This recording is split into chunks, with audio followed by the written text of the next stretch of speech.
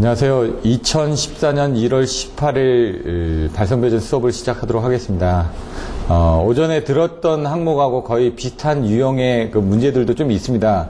그래서 1월 달부터 시작했던 그 발성배전 200문제 중에 저희가 이제 생각했던 만큼 이렇게 진행은 못할 것 같고, 아마 다음 주까지 하게 되면은 뭐 한 80에서 100번까지 아마 문제를 풀어드릴 수 있을 것 같습니다. 이미 그 전에 여러 번 해드렸기 때문에 여러분들이 보시는데 지장은 없을 것 같고, 다만 이제 처음을 보시거나 아니면 동영상으로 들으시는 분들은 조금 쉽게 설명을 하지 못하고 좀 빨리 겉핥기식으로 넘어가는 것 같아서 불편한 부분도 있으리라고 사료됩니다. 하지만 이제 계속 동영상으로 들으시는 분들도 계속 듣다 보시면은 나중에 또 다른 쪽에서 내용들이 나오기 때문에 그때 여러분들이 조금 더 이해하시기 좋을 것 같고요. 오늘은 이제 저번 시간에 이어서 41번부터 60번까지의 문제를 한번 적어봤습니다. 그래서 간단하게 저번 시간에 이미 일부는 설명드렸기 때문에 거기에 관련된 키워드들을 한번 보시고요. 그 다음에 오늘은 좀 민성 씨가 지금 아직 안 왔는데 여러분들이 키워드를 내실 수가 있어야지만 됩니다. 민성 씨가 많이 이렇게 그 공부를 하고 키워드를 얘기를 하고는 있는데 저번 주에 다 한번 설명드렸던 부분입니다. 그래서 그 키워드 부분을 간단하게 생각을 해보시고 그 다음에 교재에 관련된 스캔 문제들을 보면서 다시 한번 키워드를 리마인드하는 식으로 수업을 시작하도록 하겠습니다. 여기 보시면은 배전 자동화가 나와 있습니다. 이제 배전 자동화라는 건 요즘에 자동화라는 부분이 많이 나옵니다. 오토메이션. 그러니까 이제 서브스테이션 오토메이션 해가지고 변전소 자동화. 그리고 이제 인더스트리 오토메이션 해가지고 뭐 팩토리 오토메이션 해가지고 자동화 있고, 빌딩 오토메이션 해가지고 자동화 있고. 근데 이제 배전 자동화라는 부분이 조금 낯설은 부분도 있을 겁니다. 왜냐면 여러분들이 할 일이 없으니까 배전 자동화는. 한전에서 알아서 배전솔로에 사고가 생겼을 때 그 부분은 빨리 사고 부분을 검출해가지고 차단해주는 부분. 옛날 같으면 어떻게 되냐면 뭐 사고 나면 불자동차가 119에 전화하면 불자동차가 어느 지점에 사고 났다 그러면 가서 불 끄죠. 그거하고 똑같다는 얘기죠. 한전에서도 배전솔로에 어떤 사고가 나면은 그 전에 배전 운영팀이 나가가지고 뭐 활선차를 이용한다든가 아니면 버킷에 올라가가지고 사고 구간에 대한 것들을 처리를 하고 했었죠. 근데 그런 것들을 전부 다 자동화를 했다는 얘기입니다. 자동화를 하기 위해서는 뭐가 필요하냐? 뭔가 사람이 가지 않고도 조치를 해야 되겠죠. 그 조치를 할 수 있는 장치들이 필요한 겁니다. 그래서 그 조치를 할 수 있는 장치들은 차단기들을 가지고 조치를 하겠죠. 사고 구간이 생기면 끊어주고 그 다음에 우회시켜주기만 하면 되니까. 근데 문제는 뭐냐? 그 조치를 하게끔 뭔가 명령을 내려줘야 되는데 그 명령을 내리는 중간에 중계기들이 필요하게 됩니다. 그래서 그런 것들이 이제 통신에 의해서 이루어지게 된다는 얘기죠. 옛날에 여러분 삐삐 쓰는데 어떻게 합니까? 유선전화 하다가 삐삐 쓰다가 지금은 핸드폰도 큰 게 아니라 자유롭게 되죠. 그런데 지금 어떻게 되죠? 빌딩 오토메이션 같은 건 스마트폰에 왜 깔려 있는 거 가지고 요즘 뭐 보면은 강아지 2마리 나와가지고 한 마리가 어질러 놨는데 걔가 잘못한 걸로 봤는데 딱 보니까 다른 놈이 와서 어지럽히는 거. 그런 L 뭐에서도 나오지 않습니까? 한 달에 7,000원이면 됩니다. 아주 싸죠. 전화기만 있으면 됩니다. 이렇게 얘기를 하고 있다는 얘기죠. 그것처럼 모든 것들이 자동화가 되기 때문에 거기에 마찬가지로 통신에 의해서 이상 부분이 생긴 것을 제어하고 이런 것들. 그래서 그거에 대한 목적이 뭐냐? 그럼 키워드가 뭐죠? 목적. 배전 자동화의 목적. 아까도 오전에 설명드렸죠. 목적. 그리고 뭐 효용 조건 아니면은 거기에 관련된 뭐 장점, 단점, 특징, 뭐 여러 가지 원인, 영향, 대책 이런 그 어떤 포맷에 맞춰서 여러분들 쓰시라고 해요. 목적이 뭘까요? 키워드. 앞자리만 가지고 했습니다. 공은 설계를 했습니다. 뭔가 이거를 잘 하려면 배전 자동화를 잘 하려면은 설계를 뭔가 해야 될 거 아닙니까? 그래서 공은 설계. 공급 신뢰도를 향상시키기 위한 목적에서 배전 자동화를 시작하게 됐다. 사고가 났을 때 빨리 신뢰도라는 건 뭡니까? 신뢰성을 느낀다는 거. 우리가 지금 뭐 새마을 금고라든가 이런 데 안 맡기고 왜 뭐 우리은행이라든가 신한은행이라든가 이런 데 맡기나요? 외국 기업도 아니고. 그런 데가 더 신뢰성이 있기 때문에 그런 거죠. 돈을 떼일 일이 없으니까. 근데 국가에서 5천만 원까지는 다 보증을 해줍니다. 어디든 간에. 그거 이상 맡겼을 때 그 부분이 없어질까 봐 걱정을 하는 거죠. 이게 공급 신뢰도 향상입니다. 이거 딱 보면 설을 하면 뭔지 알겠죠? 설이 뭔가요? 예? 설비 이용률 향상이죠. 증대 뭐 향상. 나 우는 뭘까요? 운전 효율의 극대화. 운전을 하기 위해서 배전 자동화는 꺼지고 하니까 그런 부분을 극대화하기 위해서 걔는 이게 개통 아닙니까? 개통 운영의 현대화. 이런 식으로 조금씩만 더 노력을 하시면 됩니다. 키워드를 가지고 뭔가 좀 생각을 하시면 이런 것들은 그냥 나온다고 했죠. 항상 이 이 설비 이용률을 한 100번은 넘게 얘기를 했을 겁니다. 제가 뭐 100번 하는데 진짜 뭐 동영상 들어보면 한번 세워보시면은 100번은 넘을 겁니다. 공급 신뢰도 쪽도 나오죠. 팩치나 HVDC 이쪽에서도 나오는 신뢰도나 이용률, 뭐 운전 효율, 이제 극대화라는 이런 용어들이나 이런 것들은 좀 힘들겠죠. 개통 운영의 현대화 이런 것들도 조금 새로 나오는 용어긴 하지만 가만히 생각해 보시면 왜 배전 자동화가 이루어질까 이런 것들을 아실 수가 있다는 얘기죠. 이따가 여러분들 보실 거는 이런 내용들이 거기에 어디에 배치되어 있느냐, 답안지에. 그리고 여기 보시면은 뭐 여러 가지 장치들이 있어야 되겠죠. 그럼 변압기가 있고 변압기 쪽에 뭐 배전슬러가 있으면서 여기에 뭐 어떤 것들을 관리하기 위해서 통신용 장비들이 어떤 것들이 연결이 돼가지고 이 변전소 쪽에서 아니면은 이 변전소 안에 이제 배전 자동화를 하는 팀들에서 배전선로를 관리하기 위해서 FRGU라든가 뭐 RGU라는 게 리모트, 여기에 F가 붙으면 피더입니다. 여기에 각각의 피더에 대한 리모트 상에서 터미널 유닛을 통해 가지고 뭔가 데이터를 받아가지고 이쪽에서 사고가 났다 그러면 그 부분을 검출해 가지고 만약 이쪽으로 끊어지게끔 하고 이쪽으로 끊어지게끔 하고 여기 선로가 있다 그러면 그쪽으로 여기 오픈되어 있던 부분을 붙여줘 가지고 우회를 시켜준다든가 이렇게 할 수가 있다는 얘기죠. 그러면 이 알아야 되는 게 배전선로가 어떻게 구성이 되어 있는지. 12장에 보면 가공 배전선로, 지중 배전선로의 그 구성 방식에 따라서 나와 있죠. 어떻게 되죠? 수환망, 수지식, 환상식, 만상식, 그리고 방해 환내 이렇게 했죠. 방사상식, 예비선 절체 방식, 예? 환상보선 방식, 네트워크 방식 이런 식으로 가공하고 지중하고 틀렸지 않습니까? 그런 방식별로 이런 것들을 이제 보호하고자 하는 거기에 뭔가 달아서 관리만 하겠다 이 얘기입니다, 지금. 그럼 배전 자동화는 그렇게 해가지고 뭔가 개념을 가지고 여기는 이런 식으로 개통 구성이 돼 있는데 그거를 관리하기 위해서 뭔가 이런 목적에서 한다. 라는 그런 내용들을 표시를 해주시라는 얘기죠. 여러분들 기본서에서 배웠던 그런 내용들을 갖다가 써붙이면 답안지는 요거만 써져 있습니다. 근데 여러분들한테 뭐냐, 그 답안지 이외의 것도 좀 쓸 수 있게끔 뭔가 안내를 해드려야지만 되기 때문에 자꾸 그런 것들을. 그래서 아까 얘기하신 것처럼 실무를 좀 하셨던 분들은 그런 것들을 조금 더 유도해서 갖다 달 수가 있는데 그게 안 되다 보니까 그런 것들을 자꾸 한두 번씩 더 설명을 드리는 겁니다. 여러분이 한번 들어보게 되면 이런 것도 갖다 쓰면 좋겠는데 이런 내용들을 보시니까 9회 보시면 여기 보시면은 기능 이거 제가 맨날 얘기하는 여기 뭐였죠? 키워드? 네 글자? 누가 땅을 사면은 배가 아프다고 얘기를 했죠. 선배 부자. 그 다음에 여기 뭐죠? 기본서에 나온다 그래요. 선배부자 땡땡땡땡땡땡땡땡땡땡땡 선배부자 개사 F전 냉피정무 공정감배 첨정건민 이것도 저번 주에 여러 번 해드렸습니다.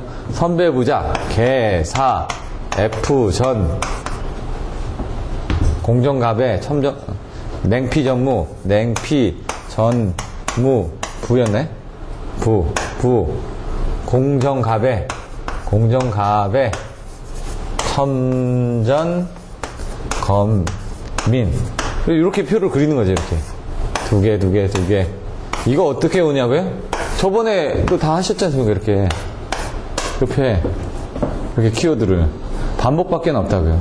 선로운전 자동화 배전선로 정보 수집, 그 다음 부하 자동 원격 검침, 이게 자동 원격 검침이고 이게 부하 제어인데 부하 집중 제어 이런 식으로 해가지고 그 부분은 이따가 또 보시게 될 거란 얘기죠. 그래서 그걸 이용해서 선로운전 자동화하기 위해서 어떻게 이루어졌는지 그런 내용들을 쓰고자 하는 게 바로 배전 자동화의 목적이라고 했습니다. 이게 제가 만든 게 아니라 거기 있는 키워드를 또 앞에 있는 것만 그냥 순서대로 그냥 외운 겁니다. 무식하게. 이게 뭐 따로 되어 있는 게 아니라 이게 어디 있다고 기본서에 나와 있는 책입니다. 이게 지금. 이렇게 외워놓고 여기다 답을 쓰고 대신 이런 것들을 아까처럼 뭡니까? 그림, 표, 그 다음에 이것도 이렇게 쓰는 것보다 이렇게 표로 만들어지는 게 눈에 확 띄겠죠. 기본서에 있는 내용들을 그림을 그리고 도표하고 수식화해라. 시각적인 효과를 높여주기 위해서 여러분들이 노력을 하시면 됩니다. 근데 기본 컨셉은 이렇게 가져가셔야 된다는 얘기죠. 이제 이런 키워드들을 자꾸 노출을 해드림으로 인해가지고 여러분들이 자꾸 생각나서 쓸 수 있게끔 만들어 드리는 겁니다. 아까도 말씀드렸지 않습니까? 한 보름 전쯤부터 해가지고 머릿속에 자꾸 기억을 하다 보면 시험장 가서 여기까지는 생각이 납니다. 실제로. 하도 맨날 얘기하니까. 요건 좀 긴 케이스죠. 보통 뭡니까? 4글자 아니면 5글자 아닙니까? 그러게 여러 개 있는 거니까. 그런 건 기억나는데 그 다음에 이제 좀 생각이 안 나다 보면 좀 생각을 하다 보면 또 나옵니다. 그럼 거기에 맞는 그게 이제 10점짜리입니다. 제가 여러분들한테는 10점짜리 답안지를 쓸 수 있게끔 뭔가 만들어 드리는 거죠. 개념을 잡고. 그 다음부터는 25점짜리를 쓰기 위해서는 여러분의 부단한 노력이 필요합니다. 왜냐면 그 내용을 정확하게 이해하고 그거를 표현하기 위한 부분들은 써보셔야지만 되니까. 답안지.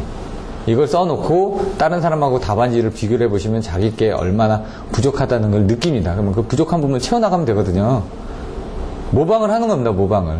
다른 사람 답안지를. 그래서 모방을 하기 위해서 여기 있는 그 유형의 문제들을 보면서 그것들을 다른 사람의 답안지에 모범 답안이라고 저희가 얘기하죠. 그걸 쓸 수 있게끔 노력을 하시는 겁니다. 단권 면학기. 권수가 하나다. 이거는 아시겠죠? 복권이 있다. 3권은 있느냐? 저희가 3권이라고는 안 하죠. 단권, 복권. 복권에 이제 권수가 2개 이상 되면 무조건 다 복권이라고 얘기를 합니다. 여러분들이 이제 모선에서도 이중모선 이상이면 복모선으로 해가지고 분류를 했듯이 그런 식으로 분류를 하시라는 얘기죠. 복모선 안에 이중모선이 있고 환상모선이 있고 이런 식으로 분류를 해 나가시던가. 아니면 복모선은 이제 2개인데 환상모선이 이렇게 동그랗게 돼 있기 때문에 어떻게 보면 하나로 볼 수도 있지 않습니까? 좀 틀리기 때문에 단모선, 복모선, 환상모선으로 이렇게 나눠 놓고 저는 이렇게 그렇게 했다는 얘기죠. 복모선 안에 이중모선이 있고 그 다음에 1과 2분의 11모선이 있고 2부스 타임 모선이 있고 4부스 타임 모선이 있고 이런 식으로 이제 설명을 들어가겠다는 얘기죠. 관점이. 아니면 그 환상모선도 복모선 안으로 해서 넣으셔도 되고요. 그건 여러분들이 개념 잡기 위한 부분이니까요. 그러니까 보시면은 단권 면학기에서 이제 장점, 단점이 나오죠. 장점은 키워드가 뭐였죠? 5글자. 한 분이 안 계시니까 이렇게 큰 줄을 몰랐는데요. 예? 여러분들이 직접 돼야 되는 겁니다. 그분처럼. 동, 표, 큰, 누, 절. 장점이니까 뭐가 장점이겠냐? 하나라면서요. 2개가 아니라. 하나니까 뭐가 줄어들겠습니까? 동량이 줄어들겠죠? 동량. 그러면 효니까 이건 안 봐도 뻔하기 때문에 효율이겠죠? 그 다음에 큰은 뭘까요? 큰 용량을 걸 수가 있다. 작은 용량으로 큰 용량을 걸 수 있다. 아니 단권을 쓰면은 복권을 쓰는 이유는 권수가 이렇게 2개입니다. 이렇게. 근데 이걸 하나로 지금 바꿨다는 얘기죠. 이렇게. 근데 여기서는 이제 처음에는 이렇게 강압을 합니다. 근데 나중에 이제 쓸 때는 뒤에서는 또 승합을 해가지고 이렇게 씁니다. 그림을 2개를 그립니다. 효율이 좋아진다고 할 때는 이걸 쓰고 큰 용량을 걸 수 있다는 때는 이 그림을 쓰고 어차피 권수는 하나니까. 왜? 자기 용량보다 큰 용량을 걸 수 있다. 이거는 자기 용량보다 작은 용량 아닙니까? 이렇게 봤을 때는. 그림을 봤을 때는. 근데 컨셉은 똑같습니다. 컨셉은. 왜냐면 기준이 뭐냐면 여기입니다. 기준이 뭐죠? 여기죠. 가운데죠. 여기 이따가 나중에 외우실 때 다시 설명드리는데 자선 곱으로 저희는 외웠는데 뭐예요? 큰 용량이라면서요. 예? 지금 선로 용량에 대해서 이건 부하 용량을 해가지고 전체를 걸 수가 있는 거죠. 조그만 부분을 해서 전체를 걸 수가 있는 거니까. 그럼 여기도 여기 부분에 대해서 요만큼을 걸 수가 있는 거죠. 또 이렇게. 근데 여기서는 이쪽을 보는 게 아니라 이쪽으로 보고. 그러니까 여기분의 여기니까 이거분의 이거니까 크죠. 얘도 이거분의 이거니까 크죠. 기준은 가운데 겁니다. 지금 자선고부 해가지고 나중에 이렇게 선로 용량분의 자기 용량, 고유 용량분의 부하 용량 이렇게 이제 나와지는데 이 자선 부분이 이쪽에 해당되는 거고요. 요게 고부가 이쪽에 해당되는 건데 이제 이따가 또 다시 보여드릴 거라는 얘기죠. 그래서 저는 이제 동요 큰 누절 해놓고 자선 거부 했는데 아예 효율 쪽에서는 이걸 쓰고 큰 용량일 때는 이걸 쓰고 뭐 이런 식으로 해가지고 그림을 그려놨습니다. 그냥 똑같이. 그 앞에부터 이게 나오고 이게 효율 쪽은 이거다. 그 다음에 요거는 큰 용량이다. 그 다음에 권수가 하나이니까 보시면은 여기서 지금 뭐가 있습니까? 공국이 있죠. 그 공국에서 누설 자석이 생길 거 아닙니까? 근데 여기는 없지 않습니까? 권수가 하나니까 누설이 나갈 부분이 없죠. 왜냐면 하나에서 자석이 다 그 바로 연결이 되는데 여기서 이쪽으로 연결될 때 보니까 자석에 의해서 이쪽에 자석이 유기가 되니까 요 사이에서 바깥으로 나가는 놈들이 있을 거 아닙니까? 빠져나가는 놈이. 그 누설 자석이 지금 그 줄어드는 거죠. 거의 없다고 보시면 되죠. 왜냐면 공국이 없으니까. 동요 큰 누, 이건 절연. 응? 아, 전압 변동이네. 큰 누, 절. 절연 레벨을 낮출 수 있다. 절연 레벨을 낮출 수 있다라는 거는 건수를 하나로 쓰기 때문에 절연 레벨을 낮춘데 그건 왜 그러냐. 여기다 직접 접지를 했기 때문에. 154, 3, 4, 5 다 직접 접지하니까. 접지를 잡았으면 어떻게 되죠? 단절연이 되고, 전절이 되고, 예? 이런 부분이 있다고 그랬죠. 그런 부분 때문에 나오는 겁니다. 근데 이거는 장점이라고 했는데, 단점이 이제 좀 큽니다, 단점. 또. 동요 큰 누절, 그 다음에 단점은. 여기도 마찬가지로 5개 했으면, 여기도 5개겠죠? 키워드. 단권 변압기 이번에 나올 수도 있습니다. 근데 이제 장점하고 단점, 단권 변압기 뭐냐? 이렇게 쓰기는 좀 뭔가 적으니까 향후 방향, 아니면 단권 변압기가 어떻게 구성이 되고 있는지, 345하고 154하고 이런 부분들이 단권 변압기가 용량은 얼마고, 100에, 133에, 166에 해가지고 전부 다 500MB가 되어 있다. 이런 내용들부터 시작해가지고, 그 단권 변압기가 어떻게 구성되는지 1차 부분은 Y, 2차 부분은 Y, 3차는 델타로 결선이 되어 있다든가, 이런 내용들을 여기다 더 갖다 붙이셔야 된다는 얘기죠, 지금. 여기 답안지에는 없지만은 그런 것들. 근데 이제 그런 것들은 이제 단시간 내에 나오진 않습니다.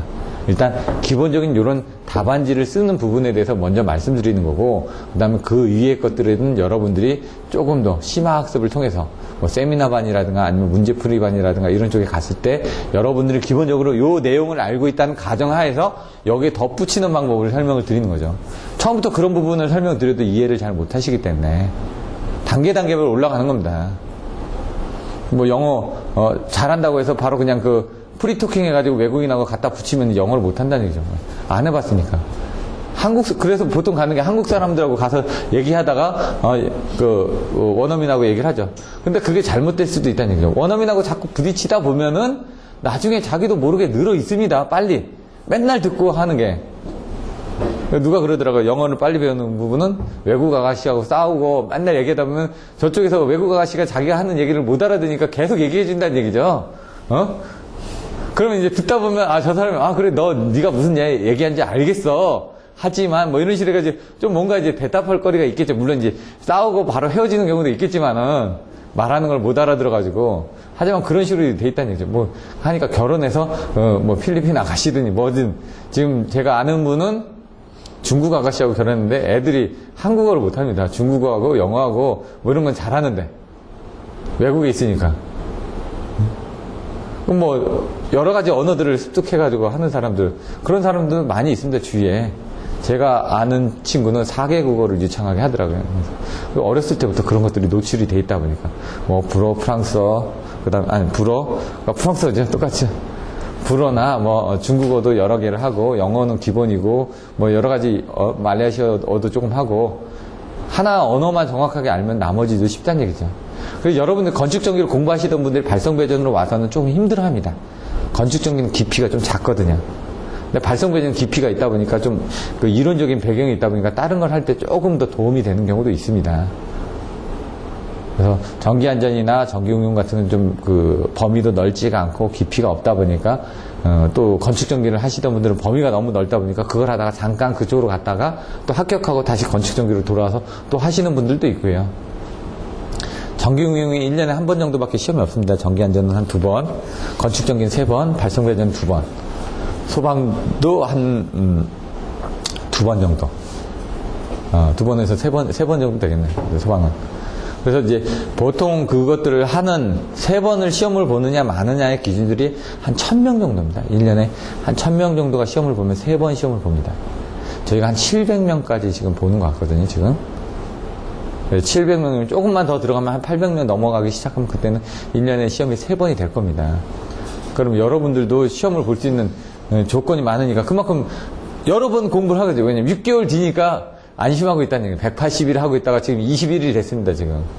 근데 요거 딱 끝나고 나죠. 그럼 5월 달에 또 시험이거든요.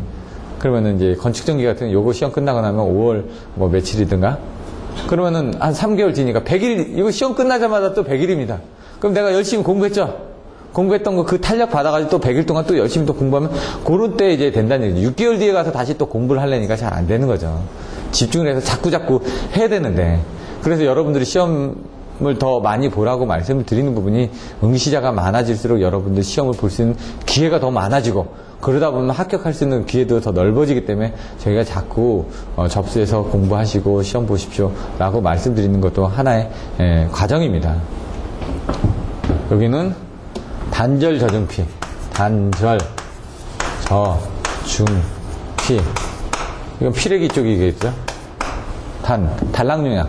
왜냐면 여기 같은 아까 중간에 뭔가 있으니까 거쳐가면서 줄어들겠죠. 근데 얘는 다이렉트로 연결되어 있으니까 어떤 에너지가 그대로 다 전달될 거 아닙니까. 그래서 단락 전류나 단락 용량에 대해서 문제가 생긴다는 얘기죠. 기계적 강도라든가 이런 측면에서. 이거는 아까 이게 절연 레벨을 낮춰줄 수 있다고 하지만 얘도 저 절연 레벨입니다. 낮춰줄 수는 있는데 뭡니까? 여기 직접 젖히다 보니까 여기서 충격이 그대로 넘어가니까. 그전 같은 경우는 여기하고는 여기는 HV고 여기는 MV다. 그럼 얘 부분에 대해서는 뭔가 에너지에 대한 변화 때문에 적은 부분이 생기겠죠. 그렇기 때문에 충분히 설계를 하는데 문제가 없었는데 여기는 건수가 하나다 보니까 여기 있던 게 그대로 다 전달이 되죠. 전달이 되다 보니까 절연 레벨에 대한 설계 부분 쪽에 문제가 생길 수가 있다는 얘기죠. 이거는 여기 좀 마찬가지. 여기 저압축 건선에 대한 것들도 저압축 건선도 고압축하고 똑같이 뭔가 튼튼하게 만들어줘야 된다는 거죠. 그전은 어떻게 됐습니까? 고압하고 저압하고 뭐 걸리는 전압대가 틀려지니까 어떤 절연이라든가 아니면 그런 것들이 틀려지는데 얘도 저압축 전선도 더 튼튼하게 만들어줘야 된다는 얘기죠. 뭔가 다 넘어오니까 여기는 기계적으로 보면 줄어드는 겁니다. 이거는 뭔가 손실이 줄어든다든가 효율이 올라간다든가 그런 기계적인 부분을 하는 거고 얘는 정기적인 부분을 보시면 되죠. 얘가 기계적으로 뭔가 줄어든다 그러면 얘는 정기적으로 뭔가 늘어나는 부분을 보시면 된다는 얘기죠. 중이 뭐죠? 예? 중성점 접지 계통이어야 된다. 왜? 여기가 접지가 되어 있기 때문에 여기도 접지가 되어 있어야 된다는 얘기예요. 같은 접지 계통일 때만 단건 변압기를 할 수가 있다. 접지 계통이 틀리면 할 수가 없다는 얘기죠. 마음이 맞아야 된다는 얘기죠. 마음이 맞지 않고서는 같이 갈 수가 없다는 얘기입니다. 그런 식으로 생각하시면 되고요. 여자 돌입 전류 같은 경우는 여자가 왜 돌입을 하냐 이거죠. 여자는 계좌 했죠 아까. 뭔가 자속하고 관련된 부분입니다. 여자라는 거는. 그 1차 부분하고 2차 건선이 있었을 때 그러니까 1차 측을 가압을 한다는 게 뭔가 전류가 흐르면서 여기서 자화시키죠. 자화시키면서 만드는 전류가 여자 전류죠. 근데 이제 처음에 이렇게 자화시키면서 순간적으로 들어가는 게 돌입 전류라는 얘기고요.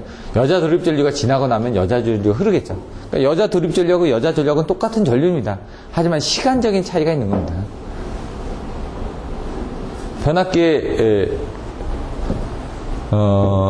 변압기의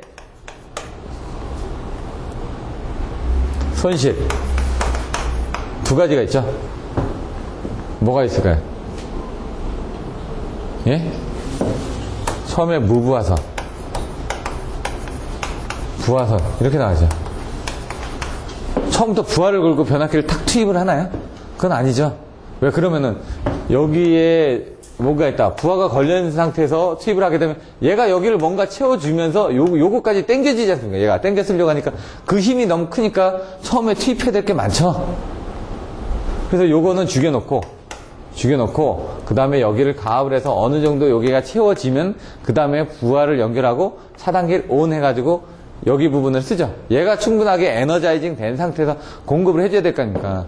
자동차 시동 켜고 바로 달리면 어떻게 됩니까? 달릴 수는 있겠지만 뭔가 무리가 생긴다는 얘기죠. 왜? 이 자동차 같은 경우 흡입 압축 폭발 배기가 이제 사행력이 돼야 되는데 여기 그 시동 걸고 나면은 엔진 오일이 돌면서 여기가 좀 매끈하게 되고 어느 정도 압력이 생기고 어느 정도 힘이 생겼을 때 그 부분에 윤활 계통에 의해 가지고 브레이크도 잘 들고 그 다음에 차도 좀 데워져야 될 거 아닙니까? 그래서 디젤 차 같은 거 어떻게 합니까? LPG 같은 경우 그냥 시동 건다고 안 됩니다. 예열 장치가 있어야 된다는 얘기죠. 공기를 예열시켜가지고 어느 정도 공기가 예열된 상태에서 흡입 압축 폭발 배기를 할 수 있게끔 공기를 밀어넣어진 상태에서 폭발시켜줘야 되는데 찬 공기 가지고는 그만한 온도가 못 올라갈 수가 있다는 얘기죠. 그리고 얘가 예열이 돼야지 충분하게 초크 부분에서 터트릴 때 그러니까 휘발유하고 등유하고 경유하고 다 틀리죠. 발화 온도가 틀리니까 연소를 하기 위해서는 세 가지가 있어야 됩니다. 연소에 3요소 이건 이제 소방 쪽에 나오는 건데 뭐가 있을까요? 예? 먼저 불이 있어야죠. 불이 나야지 연소를 할 거 아니에요. 불이 탈 수 있는 재료가 있어야 되겠죠. 그러니까 제가 쉽게 설명을 드리는 겁니다. 점화원이 있어야 되고 점화체가 있어야 되고 뭐 이런 식으로 이제 용어를 이제 어렵게 쓰면 어려우니까 불이 연소를 하려면 불이 나야지 뭔가 탈 거 아닙니까? 타기 위한 조건이 뭐가 있냐 이거죠. 불이 있어야지 탈 거 아닙니까? 불 없는데 어떻게 타죠? 전기 화재도 나죠. 재료 탈 물건이 있어야 되겠죠. 그 다음 뭐가 있어야 되죠? 그게 가장 중요한 게 산소입니다. 여러분들 산소 없이는 못 삽니다. 이 세 개가 있어야지만 됩니다. 이 세 개 중에 하나라도 없으면 안 된다는 얘기예요. 불 끄는 방법은 이 세 개 중에 하나를 없애는 겁니다. 물 뿌린다? 물이 위에 이렇게 덮어지죠? 그럼 재료가 젖다 보니까 온도가, 발화 온도가 안 돼가지고 이 불이 안 붙겠죠? 그리고 공기를 접는 부분도 되죠. 그래서 제가 얘기를 합니다. 이렇게 기름 후라이팬에 기름에 불이 붙었습니다. 어떻게 될까요? 누가 그러더라고요. 불 끄면 되지 않냐? 이 스위치 내리면 되지 않냐? 불 붙었으니 이거 끄면 되지 않냐? 얘가 불 붙은 게 아니라 여기 기름에 불 붙었거든요. 그럼 얘를 끈다고 해서 이 온도가 기름이 줄어드나요? 온도가? 안 줄어들죠? 가장 좋은 방법은 공기를 없애주기 위해서 뚜껑을 접는 게 좋습니다. 뚜껑을 덮으면 여기 있던 공기만 타고 없어지니까 불이 꺼지겠죠? 그 다음에 좋은 방법은 여기다 채소, 야채 같은 걸 집어넣는 거예요. 왜? 얘 온도를 떨어뜨려주면 되니까. 그 다음에 또 집어넣는 거, 소금. 이런 것도 집어넣어도 됩니다. 온도를 떨어뜨립니다. 그 다음에 또 떨어뜨리는 거, 마요네즈. 이런 것도 상식을 한번 알아두시라고요.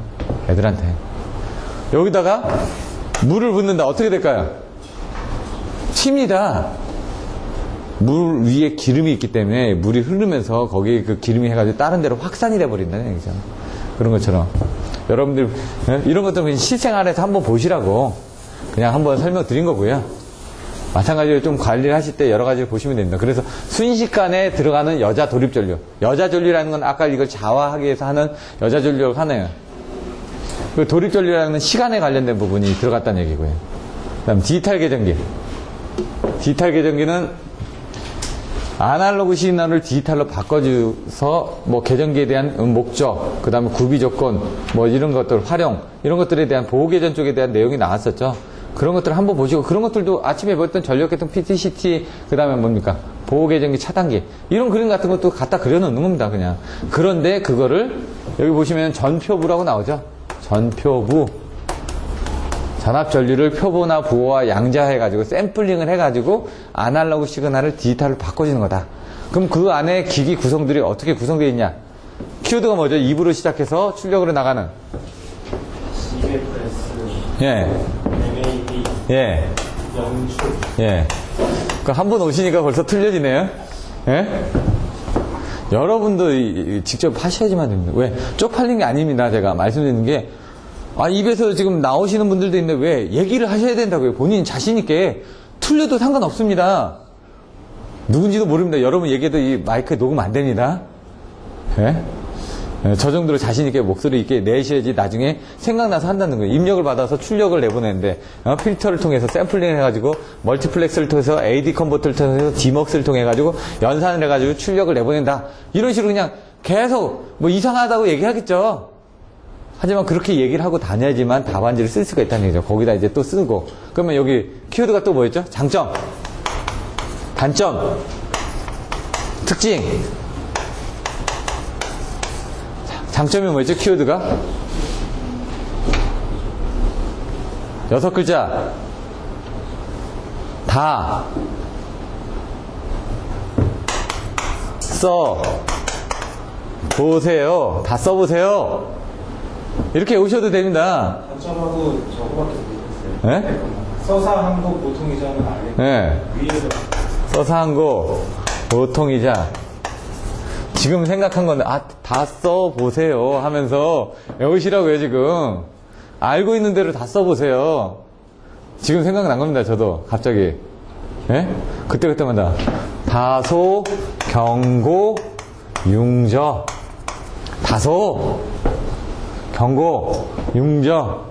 아까 이게 융저하고 비슷한 거죠? 예. 다기능, 소형화. 이게 뭐죠? 예? 고신뢰성, 융통성, 저부담. 이걸 이제 경제성이라고 얘기하는데, 여기는. 제가 보기엔 경제성은 좀 아닌 것 같아서. 가격이 비싸거든요, 사실은. 예? 경량함? 그런 부분은 가능합니다. 경량함은. 가볍게 되거든요. 이거는 뭐죠? 써는? 써지 약하다. 사용기간. 그 다음에 항온항습. 고온 고습에. 예? 고온 다습이라고 하죠. 고습이라고 안 하고. 다습. 약하다. 이거 보통이자는 뭐라고요? 여기까지만 이제 해드립니다. 왜? 나머지는 이거 여러 번 해드렸거든요. 여기에 대한 뭐 내용이 뭔지도 얘기했고 이따가 저기를 보면서 다시 한번 또 리마인드를 할 거니까. 일단은 여러분들이 이게 나올 수 있는 몸의 준비를 하는 겁니다. 지금 마라톤을 뛰기 전에 뭐라고요? 워밍업을 하고 있다고요. 간단하게 몸풀기를 하고 있는데 여기서부터 다 자세하게 들어가서 저기서 또 하면 또 반복이니까 잔소리죠.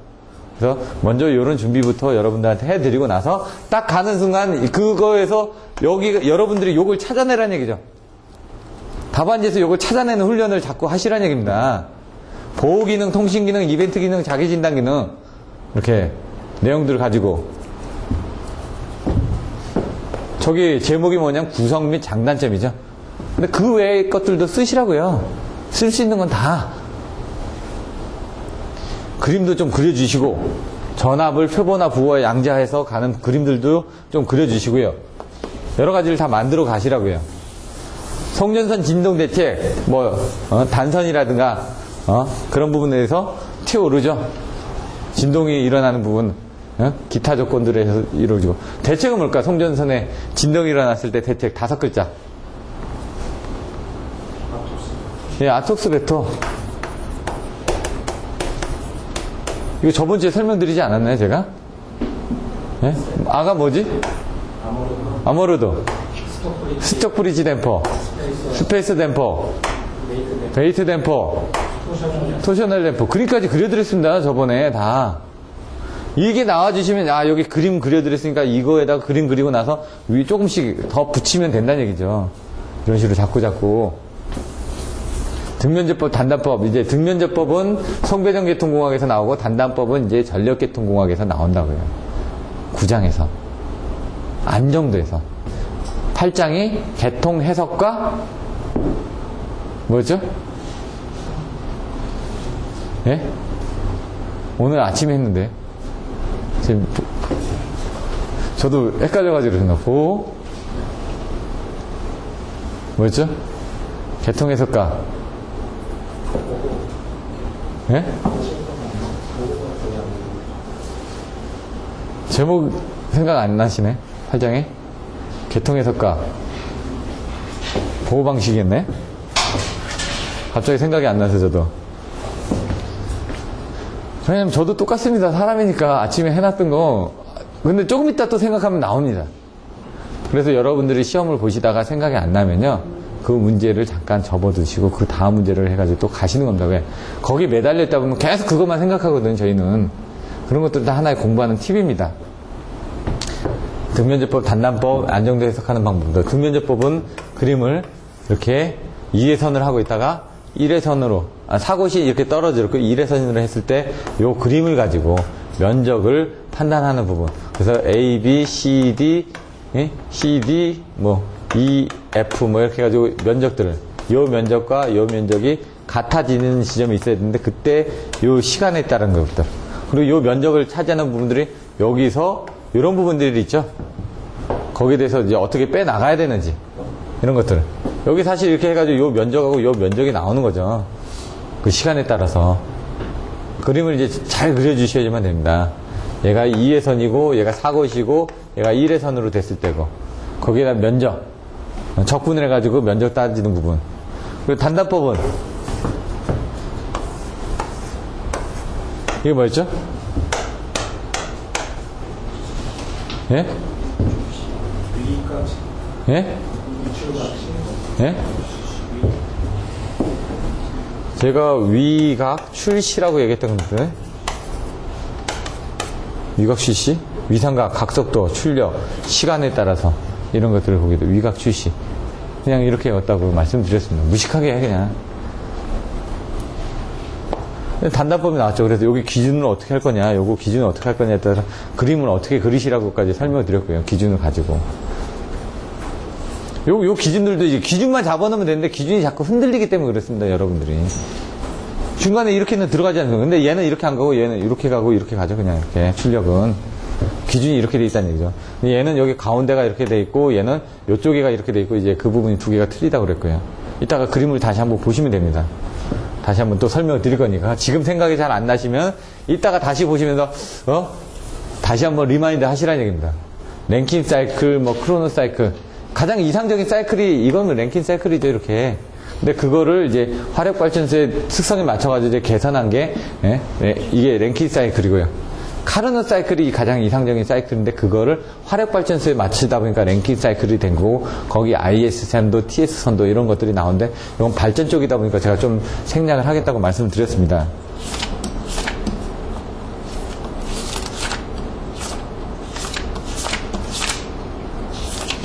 PSS 이번에 시험 문제 나올 수 있습니다. PSS는 나올 때가 됐거든요.